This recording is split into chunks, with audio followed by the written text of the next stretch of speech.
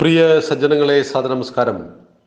വിശ്വവിജയിയായ വിവേകാനന്ദ സ്വാമികളുടെ ജീവിതത്തിലൂടെയുള്ള നമ്മുടെ യാത്ര തുടരുകയാണ്. സ്വാമിജി മീററ്റിൽ നിന്നും യാത്രയായി. തുടർന്നുള്ള യാത്ര തനിയെ മതി എന്നായിരുന്നു അദ്ദേഹത്തിൻ്റെ തീരുമാനം. സന്യാസി സഹോദരന്മാരോട് തൻ്റെ കൂടെ പോരേണ്ടതില്ലെന്ന് അദ്ദേഹം ഉറപ്പിച്ചു തന്നെ പറഞ്ഞു. മീററ്റിൽ നിന്ന് സ്വാമിജി പോയത് രജപുത്താനയിലേക്കാണ്. പരാക്രമികളായ ചരിത്ര പുരുഷന്മാരുടെ നാട്. ആൾവാറിൽ വെച്ച് രാജകുമാരനായ മംഗൾ സിംഗുമായി പരിചയത്തിലായി. രണ്ടുപേരും തമ്മിൽ നടന്ന സംവാദം വളരെ രസകരമായിരുന്നു. വിഗ്രഹാരാധനയിൽ തനിക്ക് വിശ്വാസമില്ലെന്ന് രാജകുമാരൻ ഉറപ്പിച്ചു പറഞ്ഞു. വെറും കല്ലോ മരമോ ലോഹം കൊണ്ട് നിർമ്മിച്ച ഒരു പ്രതിമയെ പൂജിക്കുന്നത് കൊണ്ട് എന്ത് പ്രയോജനം എന്നായിരുന്നു അദ്ദേഹത്തിൻ്റെ ചോദ്യം. സ്വാമിജി അതിന് മറുപടി നൽകിയത് മറ്റൊരു പ്രകാരത്തിലായിരുന്നു. അദ്ദേഹം രാജകുമാരനോട് സ്വന്തം ഒരു ഫോട്ടോ കാട്ടിക്കൊടുക്കുവാൻ പറഞ്ഞു. സ്വാമിജി തൻ്റെ കയ്യിൽ ആ ചിത്രം നീട്ടിപ്പിടിച്ചിട്ട് അരികിൽ നിന്നിരുന്ന ദിവാനോട് ആവശ്യപ്പെട്ടു, താങ്കൾ ഈ ചിത്രത്തിലേക്കൊന്ന് തുപ്പൂ. ദിവാൻ പരിഭ്രമിച്ചു പിന്മാറി. എന്താണ് പറയുന്നത് സ്വാമിജി? ഇത് മഹാരാജാവിൻ്റെ ഛായാചിത്രമല്ലേ? അതിന്മേൽ ഞാൻ തുപ്പുകയോ?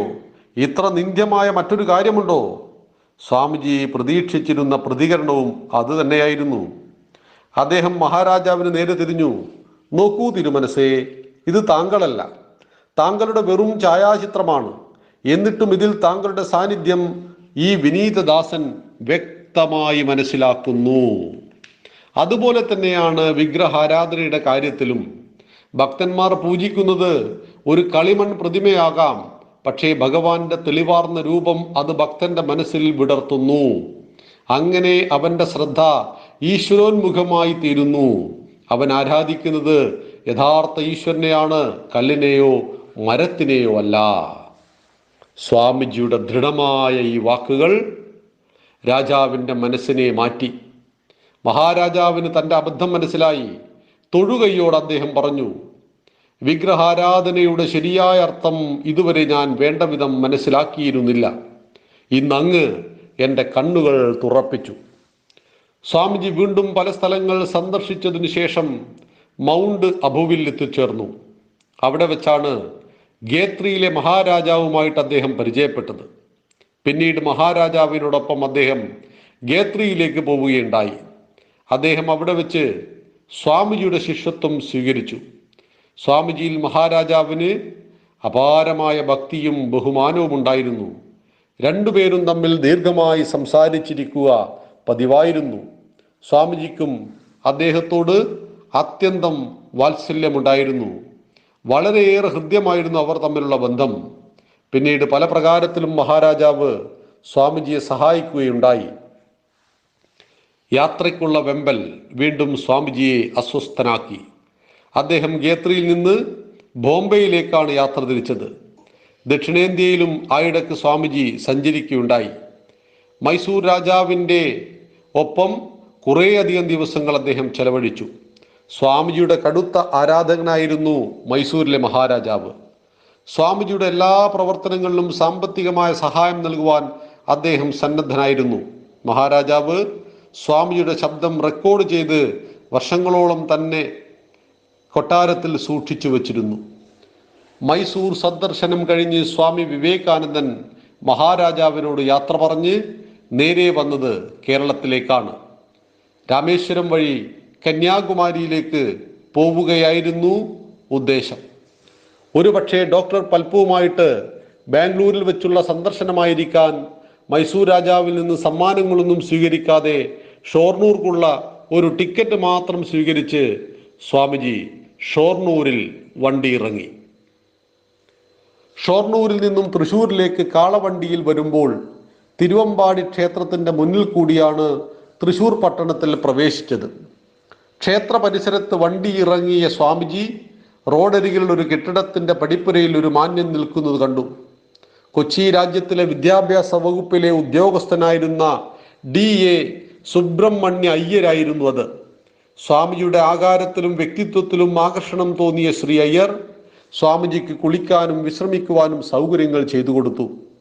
പിന്നീട് കഠിനമായ തൊണ്ടവേദന അനുഭവിച്ച സ്വാമിജിയെ ജില്ലാ ആശുപത്രിയിലേക്ക് കൊണ്ടുപോയി. ചികിത്സയ്ക്ക് വേണ്ട സൗകര്യങ്ങളും അദ്ദേഹം ചെയ്തു കൊടുത്തു. തൃശ്ശൂരിൽ കുറച്ചുനാൾ തങ്ങിയതിനു ശേഷം സ്വാമിജി കൊടുങ്ങല്ലൂരിലേക്ക് യാത്രയായി. കൊടുങ്ങല്ലൂരിൽ വെച്ച് സ്വാമിജി ജാതി വ്യത്യാസമനുസരിച്ചുള്ള വിവേചനം അനുഭവിച്ചറിഞ്ഞു. അദ്ദേഹത്തിന്റെ ജാതി നിർണ്ണയിക്കുവാൻ സാധ്യമല്ലാത്തതിനാൽ കൊടുങ്ങല്ലൂർ ഭഗവതി ക്ഷേത്രത്തിലേക്കുള്ള പ്രവേശനം നിഷേധിക്കപ്പെട്ടു. സ്വാമിജി അമ്പലത്തിലെ ആൽത്തറയിൽ അഭയം തേടി. ആൽത്തറയിൽ ഇരിക്കുമ്പോൾ ദേവീ ദർശനത്തിന് വന്ന രാജകുമാരന്മാർ സ്വാമിജിയുടെ വ്യക്തിത്വത്തിൽ ആകൃഷ്ടരാകുകയും അദ്ദേഹവുമായി സംഭാഷണത്തിൽ ഏർപ്പെടുകയും ചെയ്തു. സംഭാഷണ മധ്യേ സ്വാമിജി എന്തുകൊണ്ടാണ് തനിക്ക് ക്ഷേത്രത്തിനകത്തു പോയി ദേവീ ദർശനം നിഷേധിക്കപ്പെട്ടതെന്നു ചോദിക്കുകയുണ്ടായി. സ്വാമിജിയുടെ ജാതി നിർണ്ണയിക്കുവാൻ സാധിക്കാത്തതിനാണ് അങ്ങനെ സംഭവിച്ചതെന്ന് രാജകുമാരന്മാർ സ്വാമിജിയെ അറിയിച്ചു. മാത്രമല്ല സ്വാമിജിയുടെ തപശ്ചര്യ, പാണ്ഡിത്യം, വ്യക്തിവൈശിഷ്ട്യം എന്നിവ കണക്കിലെടുത്ത് സ്വാമിജിക്ക് ദേവീ ദർശനത്തിന് പ്രത്യേക അനുമതി നൽകുവാനും രാജകുമാരന്മാർ തയ്യാറായി. എന്നാൽ സ്വാമിജി നാട്ടാചാരങ്ങളെ മാനിച്ചു. മറ്റുള്ളവർക്ക് ലഭിക്കാത്ത പ്രത്യേക ആനുകൂല്യം നിരസിക്കുകയുണ്ടായി. പിന്നീട് സ്വാമിജി ഇങ്ങനെ പറയുകയുണ്ടായി: മലബാറിൽ സ്ത്രീകൾ എല്ലാത്തിലും മുന്നിലാണ്. അസാധാരണമായ ശുചിത്വം അവിടെ എവിടെയും കാണാം. വിദ്യാഭ്യാസ സമ്പ്രദായത്തിന് ഏറ്റവും അധികം പ്രോത്സാഹനവും അവിടെയുണ്ട്. ഞാൻ തന്നെ അവിടെ സഞ്ചരിക്കുമ്പോൾ ശുദ്ധമായ സംസ്കൃതം സംസാരിക്കുന്ന പല സ്ത്രീകളെയും കാണുകയുണ്ടായി. അതേസമയം ഭാരതത്തിൽ ഇതര ഭാഗങ്ങളിൽ 100,000 സ്ത്രീകളിൽ ഒരാൾക്ക് പോലും സംസ്കൃതം സംസാരിക്കാനാവില്ല. കൊടുങ്ങല്ലൂരിൽ 3 ദിവസം താമസിച്ചതിനു ശേഷം സ്വാമിജി എറണാകുളത്തേക്ക് യാത്ര തിരിച്ചു. 1892 ഡിസംബർ മാസത്തിൽ എറണാകുളത്ത് വെച്ച് സ്വാമിജി ചട്ടമ്പി സ്വാമികളെ കാണുകയുണ്ടായി.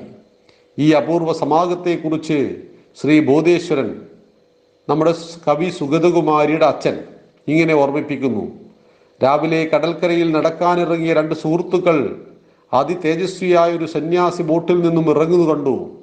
അവർ അദ്ദേഹത്തെ പരിചയപ്പെട്ടപ്പോൾ സന്യാസിയുടെ ഇംഗ്ലീഷ് ഭാഷാ പ്രാവീണ്യം കണ്ട് സുഹൃത്തുക്കൾ ആശ്ചര്യപ്പെട്ടു. പണ്ഡിതനും തേജസ്വിയുമായ ഈ സന്യാസിയെ കാണാനും പരിചയപ്പെടുവാനും ധാരാളം ആളുകൾ വന്നുകൊണ്ടിരുന്നു. ശ്രീ ചട്ടമ്പി സ്വാമികൾ അന്ന് എറണാകുളത്തുണ്ടായിരുന്നു. യുവസന്യാസിയും ചട്ടമ്പി സ്വാമികളും പരിചയപ്പെട്ടു. ചിന്മുദ്രയെക്കുറിച്ചുള്ള യുവസന്യാസിയുടെ സംശയത്തിന് ചട്ടമ്പി സ്വാമികൾ വിശദീകരണം കൊടുത്തു. സ്വാമിജിയുടെ ശബ്ദമാധുര്യത്തിൽ വളരെയധികം ആകർഷണനായ ചട്ടമ്പി സ്വാമികൾ സ്വാമിജിയുടെ കണ്ണുകളെ പ്രശംസിക്കുകയുണ്ടായി. ചട്ടമ്പി സ്വാമികളുടെ വിലാസം സ്വന്തം ഡയറിയിൽ എഴുതി വെച്ച് സ്വാമി വിവേകാനന്ദൻ ഇങ്ങനെയാണ് പറഞ്ഞത്: മലബാറിൽ ഒരു യഥാർത്ഥ മനുഷ്യനെ ഞാൻ കണ്ടു. ചട്ടമ്പി സ്വാമികൾ ഇങ്ങനെ പറഞ്ഞു: സ്വാമി വിവേകാനന്ദനും ഞാനും തമ്മിലുള്ള വ്യത്യാസം ഗരുഡനും കൊതുകും പോലെയാണ് എന്ന്. പരസ്പരം സ്നേഹിച്ചും അംഗീകരിച്ചും കൊണ്ട് മുന്നോട്ടു പോകുന്ന നമ്മുടെ ആചാര്യന്മാർ വിവേകാനന്ദ സ്വാമികളുടെ ജാതി ഏതെന്ന് സംശയമുള്ളത് കൊണ്ട് അദ്ദേഹത്തെ ക്ഷേത്രത്തിലേക്ക് പ്രവേശിപ്പിച്ചില്ല. ഒരു ഇരുണ്ട യുഗത്തിലൂടെ, കാലഘട്ടത്തിലൂടെ നമ്മുടെ നാട് കടന്നുപോയി. തൊട്ടുകൂടാത്തവരും തീണ്ടിക്കൂടാത്തവരും ദൃഷ്ടിയിൽപ്പെട്ടാലും ദോഷമുള്ളോർ എന്ന അവസ്ഥയിലേക്ക് പവിത്രമായ നമ്മുടെ ഹിന്ദുധർമ്മം കടന്നുപോയപ്പോഴാണ് പല പല അപകടങ്ങളും നമ്മുടെ ധർമ്മത്തിനുണ്ടാകുന്നത്. അവിടെയാണ് വിവേകാനന്ദ സ്വാമികളുടെ ഇടപെടലുകൾ നടക്കുന്നത്. അതിനെക്കുറിച്ച് നമുക്ക് നാളെ സംവദിക്കാം. നന്ദി, നമസ്കാരം.